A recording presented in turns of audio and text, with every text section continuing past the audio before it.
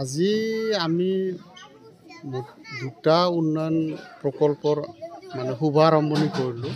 এটা হৈছে আপোনাৰ যিটো মানে প্ৰথমে কৰিলোঁ এইটো হৈছে তুফান বাজাৰৰ পৰা চাইলাবাৰী যিটো ভিলেজ তাতে চেণ্ড কেবলিঙৰ কামৰ শুভাৰম্ভ কৰা হ'ল।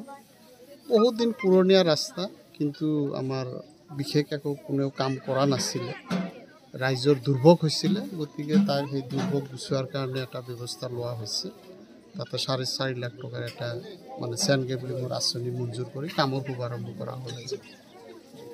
আৰু আমি দ্বিতীয়তে আমি এটা কাম কৰিলোঁ, আমাৰ এই অভয়াপুৰী উত্তৰ সমষ্টিত মহিলাসকলৰ বা ছোৱালীসকলৰ বা আমাৰ আই মাতৃসকলৰ মানে সকলৰ শিক্ষাৰ কাৰণে, উচ্চ শিক্ষাৰ কাৰণে কোনো প্ৰতিষ্ঠান নাই।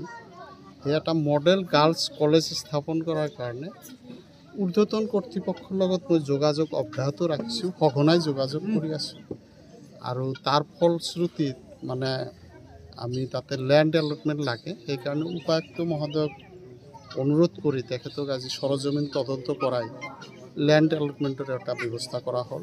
মহিলা মানে এইটো হ'ব আদৰ্শ গাৰ্লছ কলেজ, মডেল গাৰ্লছ কলেজৰ কাৰণে এটা ব্যৱস্থা লোৱা হৈছে। এইটো গোলাপাৰাৰ কাৰণে চিন্তা কৰা হৈছে, যিহেতু গোলাপাৰা আমাৰ চেণ্ট্ৰেলি পৰে, যাতে সকলো ঠাইৰ মানুহখিনি মানে ছোৱালীখিনি আমাৰ মানে তাতে আৰামত যাব পাৰে।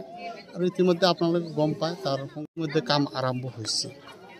কামখিনি সুফলম হ'লে আমাৰ সমষ্টিৰ সকলোখিনি ছোৱালী উপকৃত হ'ব আৰু এই এটা বিদ্যালয়তে মানে সাঙুৰি ল'ব পাৰিব। আৰু